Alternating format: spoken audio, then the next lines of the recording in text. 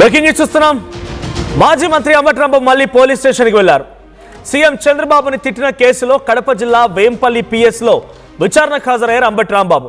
అంబటిపై గతంలోనే ఫిర్యాదు చేశారు వేంపల్లి టీడీపీ మండల కన్వీనర్ సింగారెడ్డి మునిరెడ్డి. అంబటిపైన అప్పుడు ఆయన ఫిర్యాదు ఆధారితంగా సెక్షన్ 352, 353, 196(1) సెక్షన్ల కింద కేసు కూడా నమోదు చేశారు వేంపల్లి పోలీసులు. ఇప్పుడు సీఎం చంద్రబాబును తిట్టిన కేసులో ఆయన అక్కడికి విచారణకు హాజరయ్యారు. అంబటి రాంబాబు పైన రాష్ట్ర వ్యాప్తంగా 36 కేసులు నమోదయ్యాయి. అరెస్ట్ అయిపోయి 2 వారాలు రాజమండ్రి సెంట్రల్ జైల్లో ఉన్న అంబటి బెయిల్పై బయటకు వచ్చిన అంబటి రాంబాబుని మళ్ళీ అదే కేసులో ఇప్పుడు మళ్ళీ పోలీస్ స్టేషన్ పిలవడం, కడప జిల్లా వేంపల్లి పిఎస్లో విచారణకు హాజరవ్వడం ఇవన్నీ కూడా సంచలనంగా మారే. ఒకసారి అంబటి రాంబాబు మాట్లాడుకొచ్చారు విచారణ తర్వాత. అక్కడ ఎటువంటి సిచ్యువేషన్ ఉంది, ఆయన ఏం మాట్లాడారో చూద్దాం. నా మీద ఉరిగందులోను అదేవిధంగా వేంపల్లిలోను 2 కేసులు రిజిస్టర్ అయిన సందర్భంగా నన్ను విచారణకు పిలిచారు. దాని నిమిత్తం నేను రావడం జరిగింది. నా ప్రీతమ నాయకుడు దివంగత రాజశేఖర రెడ్డి గారి సమాధిని సందర్శించుకుని ఒక ప్రతిజ్ఞ చేయాలని నిర్ణయించాను. ఆ ప్రతిజ్ఞ ఏంటంటే, సాధ్యపడని అసత్యపు వాగ్దానాలతో రాష్ట్ర ప్రజలను మోసం చేసి అధికారంలోకి వచ్చిన కూటమి ప్రభుత్వాన్ని ప్రజాస్వామ్య పద్ధతుల్లో కూల్చి వైఎస్ఆర్ కాంగ్రెస్ పార్టీ అధినేత వైఎస్ జగన్మోహన్ రెడ్డి గారిని అధికారంలోకి తీసుకొచ్చేంత వరకు అలుపెరగని పోరాటం చేస్తామని, ఈ పోరాటంలో ఎన్ని కుట్రలు, కుతంత్రాలు, దాడులు, కేసులు, జైళ్లు ఎదురైన ధైర్యంగా పోరాడతామని వైఎస్ రాజశేఖర రెడ్డి గారి సాక్షిగా ప్రతిజ్ఞ చేస్తున్నాను. ఈ ప్రతిజ్ఞ రాజశేఖర రెడ్డి గారు పాదయాత్ర ప్రారంభించినప్పుడు మేము ఆయనతో పాటు నడవడానికి ప్రయత్నం చేసినప్పుడు ఎక్కువ దూరం నడవలేమనుకున్నాం. కానీ చేవెళ్ళ నుంచి ఇచ్చాపురం వరకు నడిపించే ధైర్యాన్ని ఇచ్చినటువంటి రాజశేఖర రెడ్డి గారు ఈ పోరాటంలో కూడా నాకు ధైర్యాన్ని ప్రసాదిస్తాడని హృదయపూర్వకంగా వారిని ప్రార్థిస్తున్నాను. నా మీద రైట్. అంబటి రాంబాబు, నేను అప్పుడు వైఎస్ఆర్ పాదయాత్ర ప్రారంభించిన రోజు చేసిన ప్రతిజ్ఞని చేస్తున్నానంటూ ప్రతిజ్ఞ చేసి కొన్ని సెన్సేషనల్ వర్డ్స్ చెప్పారు ఆయన. సో ఈ వర్డ్స్ పైన, ఈ స్టేట్మెంట్స్ పైన మళ్ళీ పొలిటికల్ సర్కిల్ ఎటువంటి చర్చ జరుగుతుంది? మా ప్రతినిధి సాయి నుంచి మరిన్ని వివరాలు తెలుసుకుందాం. ఒకసారి షార్ట్ బ్రేక్ తీసుకుందాం.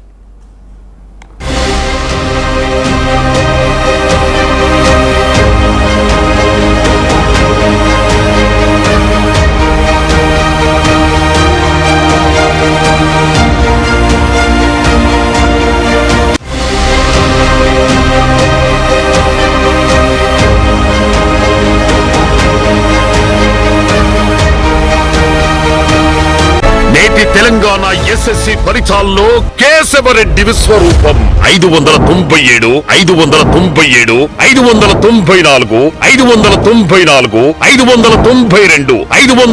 591, 591, 591, 590, 589, 589, 589, 589, 589, 588 లాంటి టాప్ మార్కులతో ఒకరు కాదు, ఇద్దరు కాదు, లెక్కలేనంత మంది విద్యార్థులతో ఎస్ఎస్సిలో కేశవరెడ్డి ఆల్ టైమ్ రికార్డ్. మరోవైపు ప్రమాణాల నాణ్యతకు అద్దం పడుతూ టాప్ 100లో 60% పైగా విద్యార్థులు, లాంగ్వేజెస్ లో సగటున 81%, గ్రూప్స్ లో సగటున 86% లాంటి సరికొత్త రికార్డులతో ఓవరాల్ రిజల్ట్స్ లోను కంప్లీట్ సుప్రీమసీ. అందుకే టీఎస్ఎస్ఎస్సి అయినా, ఏపీఎస్ఎస్సి అయినా, ఎందులోనైనా సరే ఎవరైనా కేశవరెడ్డి తర్వాతే.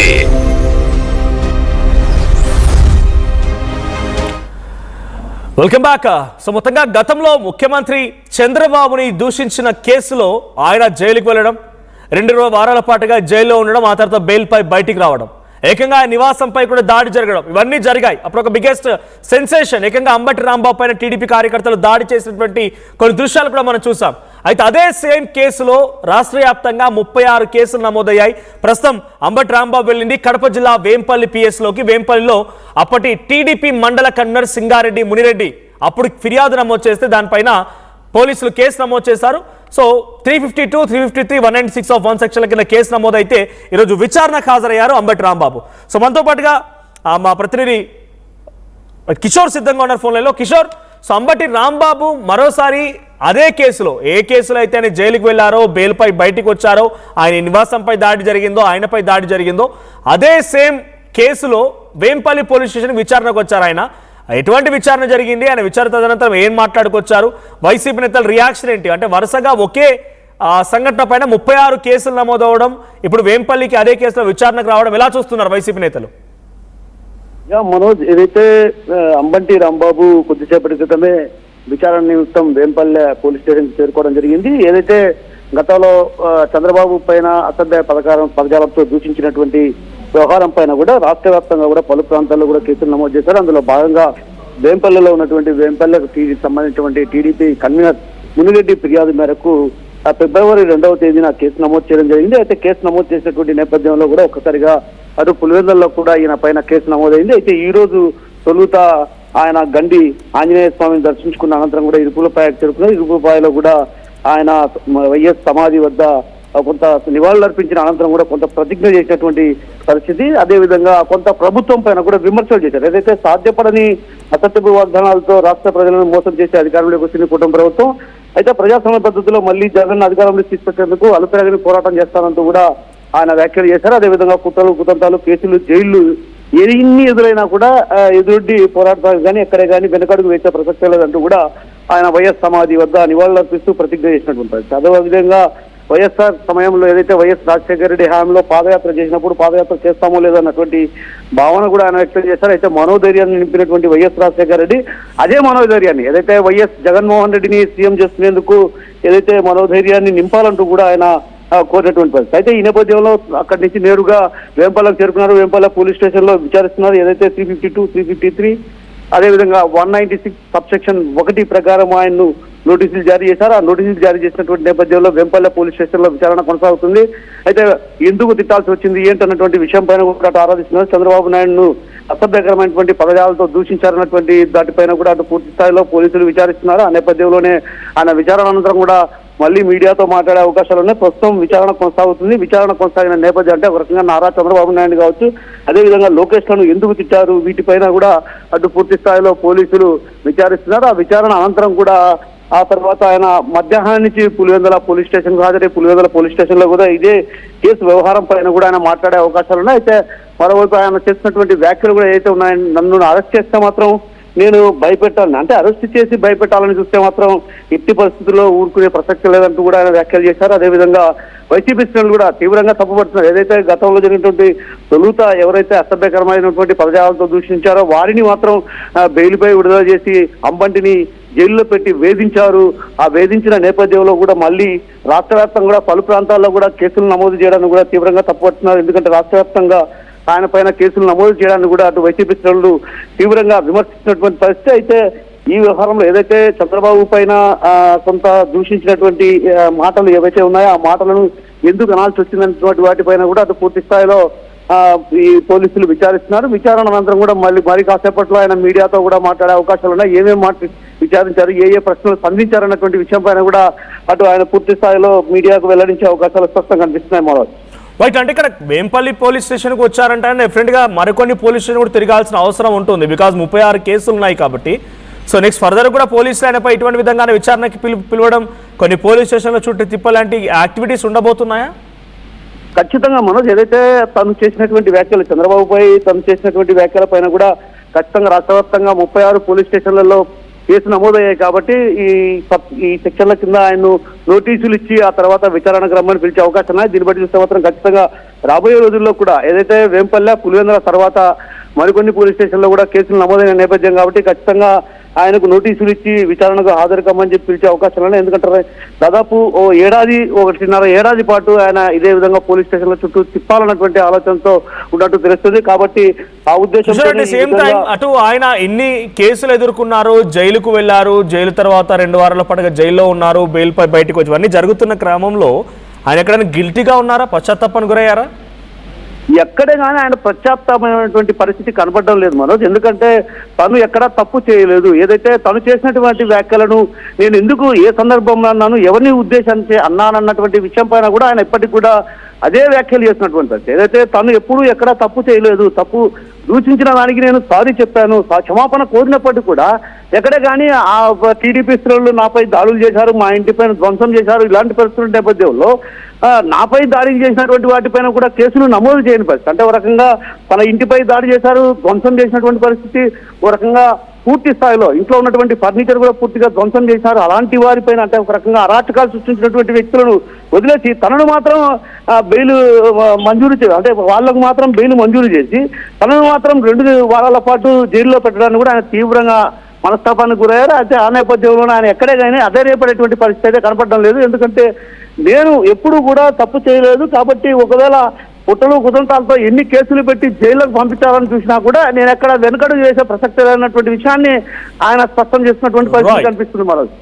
Right, thank you Kishore. So మొత్తంగా వేంపల్లి టీడీపీ మండల కన్వీనర్ సింగారెడ్డి మునిరెడ్డి ఇచ్చిన ఫిర్యాదు మేరకు గతంలో ముఖ్యమంత్రి చంద్రబాబును దూషించిన కేసులో ఇప్పుడు మళ్ళీ వేంపల్లి పోలీస్ స్టేషన్ దగ్గర విచారణకు హాజరయ్యారు అంబటి రాంబాబు.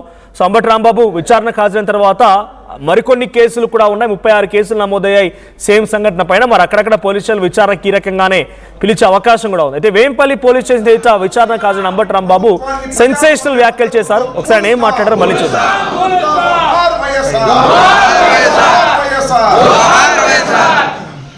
ప్రజాస్వామ్య పద్ధతుల్లో కూలుస్తాం, ప్రభుత్వాన్ని ప్రజాస్వామ్య పద్ధతుల్లో కూలుస్తాం.